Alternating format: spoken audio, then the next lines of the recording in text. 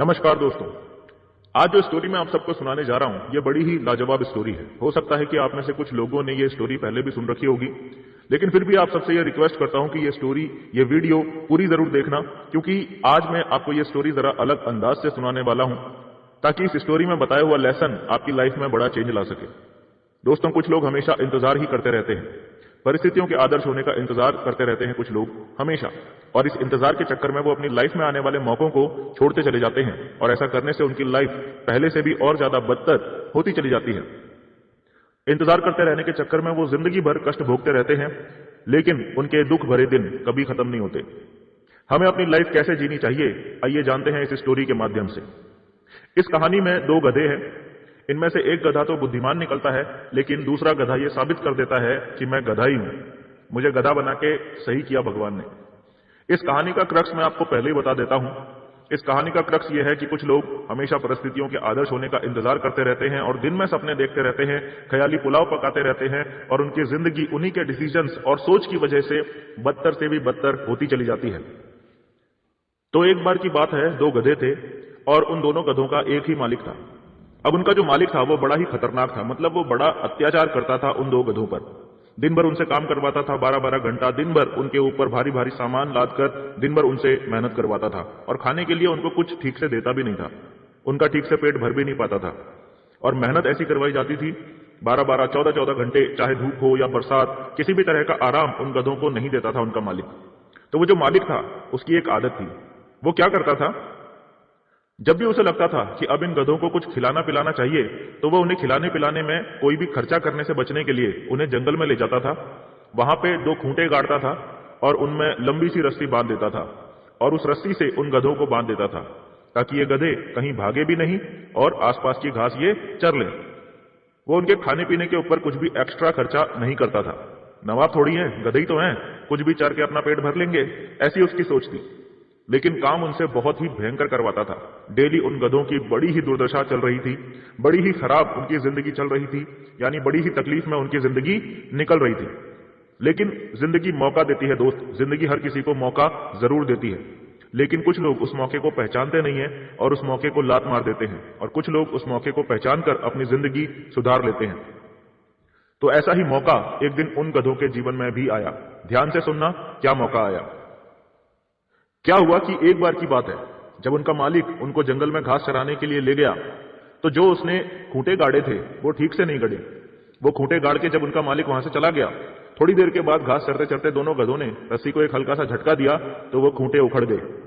दोनों गधे अचानक ही आजाद हो गए। अब देखिए उन दोनों गधों में आपस में क्या बातचीत हो रही है। पहला गधा दूसरे से बोलता है, यार मौका आ गया, चल निकल लेते हैं, यहां से भाग लेते हैं, दुनिया में कहीं भी जाएंगे इससे तो बढ़िया ही जिंदगी जिएंगे, चल यार निकल लेते हैं यहां से। दूसरा गधा बोलता है, पागल हो गया है क्या, कहां जाएगा, यहां पर कम से कम रहने का, खाने पीने का कुछ तो ठिकाना तो है, कहां जाएगा, दिमाग खराब हो गया क्या तेरा। पहला गधा फिर से बोलता है, यार कहीं भी चले जाएंगे, दुनिया इतनी बड़ी है, कुछ भी कर लेंगे, कोई तो मिलेगा ठीक ठाक खाना खिलाएगा, कुछ तो आराम की सुकून की जिंदगी मिलेगी यार, चल निकलते हैं यहां से, इससे तो बढ़िया ही जिंदगी जिएंगे। दूसरा वाला बोलता है, पागल हो गया है क्या, तू जा, मैं नहीं जा रहा, दिमाग खराब हो गया तेरा, जाएगा 2-4 दिन चक्कर लगाएगा और भूखा रहेगा और लौट के तुझको वापस यहीं आना पड़ेगा। उसके बाद तेरे साथ क्या होगा सोचा है तूने, उसके बाद तेरे को डबल मेहनत करवाएगा वो मालिक, तेरी पिटाई भी अलग से होगी। तेरे दिमाग में भागने की बात आई कैसे, मैं नहीं भाग रहा हूं, तेरे को भागना है तू भाग जा। पहला वाला बोलता है, देख भाई मैं तो निकल रहा हूं, तेरे को मेरे साथ आना है तो आ जा। दूसरा फिर बोलता है, मैं नहीं आ रहा हूं, तू जा। और इस डिस्कशन के बाद पहला वाला गधा वहां से भाग जाता है और दूसरा गधा वहीं पर बैठा रहता है। थोड़ी देर के बाद जब मालिक आता है तो देखता है कि अरे एक गधा तो भाग गया, एक ही गधा बचा है। अब वो मालिक क्या करता है, वो सोचता है कि चलो यार जो गधा चला गया उसे जाने दो, कहां जाऊं अब उसे ढूंढने, जो बचा है अब उसी से काम चलाऊंगा। अब दो गधों का काम भी ये मालिक इसी एक गधे से करवाने लगता है जो भागा नहीं था, यानी अब इस गधे के ऊपर डबल लोड आ गया। खाने पीने के लिए कोई एक्स्ट्रा सुविधा तो मिली नहीं, लेकिन मेहनत डबल करनी पड़ रही थी अब इस गधे को।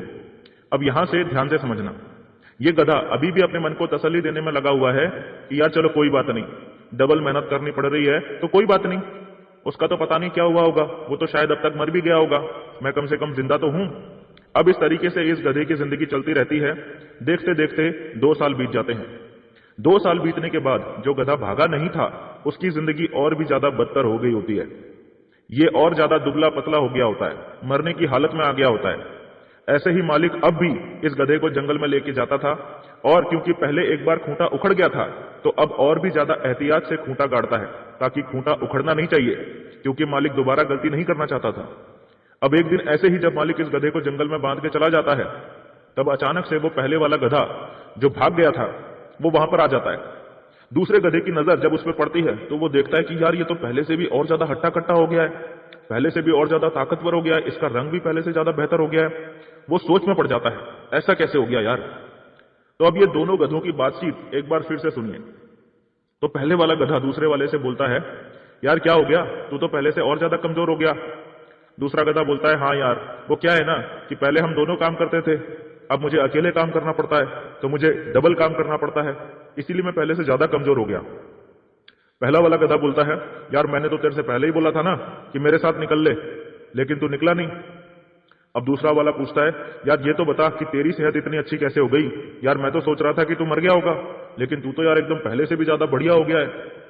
तो वो गधा बताता है कि यार देख, ऐसा हुआ कि जब मैं यहां से भाग गया ना, तो मैं भागते भागते इस नदी की दूसरी तरफ पहुंच गया, और दूसरी तरफ पहुंचा तो वहां बड़े बड़े घास, बहुत अच्छा सा जंगल, बहुत सारे पेड़ पौधे, बहुत सारे फल वहां पड़े रहते थे खाने के लिए। अरे मेरी जिंदगी तो एकदम सेट हो गई, काम धाम कुछ करना नहीं पड़ता था, और खाने के लिए इतना सारा पड़ा हुआ था, दिन भर खाते खाते मैं मोटा हो रहा हूं। बहुत बढ़िया जिंदगी चल रही है यार मेरी, मजा आ गया जिंदगी जीने का। दूसरा वाला गधा पूछता है, यार एक बात बता, तुझे ऐसा क्या लगा कि तू भाग गया, तेरे दिमाग में ऐसा कौन सा विचार आया था जिसकी वजह से तू भाग गया और मैं नहीं भाग पाया। पहले वाले गधे ने जवाब दिया, बोला दोस्त, मैं रिस्क लेने से नहीं डरता हूं, मैं सिर्फ इतना ही सोचता हूं कि जो मेरी जिंदगी पहले चल रही थी उससे बदतर और क्या ही हो सकता था। ना हम अपनी मर्जी से खा सकते थे, ना अपनी मर्जी से पी सकते थे, ना अपनी मर्जी से जी सकते थे। भगवान ने जो हमको समय दिया, अपने समय को अपने मुताबिक हम जी भी नहीं सकते थे। यार इतने सालों से भी तो हम काम ही कर रहे थे ना, हमारे कौन से सारे सपने पूरे हो गए, हमारी कौन सी अचीवमेंट आ गई, कौन सा हमारी जिंदगी में अच्छा कुछ हो गया था। मेरा तो सिर्फ इतना ही मानना था कि इससे बुरी तो मेरी जिंदगी और हो ही नहीं सकती, और इससे बुरी तो सिर्फ मौत ही हो सकती है और कुछ नहीं हो सकता। और मुझे दोस्त मौत स्वीकार थी, लेकिन ऐसी जिंदगी मुझे स्वीकार नहीं थी, इसीलिए मैं भाग गया।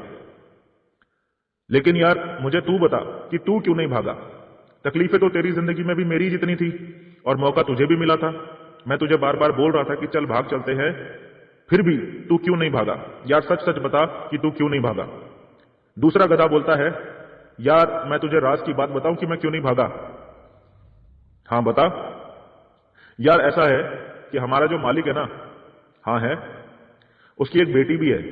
हाँ है। तो यार बात दरअसल ये है कि मालिक की जो बेटी है ना, वो पढ़ने लिखने में बिल्कुल अच्छी नहीं है, और इस बात के लिए उसकी रोज पिटाई भी होती है। और जब भी उसका बाप कम नंबर आने की वजह से उसकी पिटाई करता है ना, तो वो अपनी बेटी से बार बार एक ही बात बोलता है कि सुधर जा और अच्छे से पढ़ाई कर ले, वरना तेरी शादी मैं इस गधे से करा दूंगा। यार इसीलिए मैं आज तक नहीं भागा। एक ना एक दिन तो उसका बाप अपनी बेटी की शादी मुझसे करवा ही देगा ना। मैं बस यार इसी उम्मीद में आज तक वहां टिका हुआ हूं कि कभी तो वो दिन आएगा।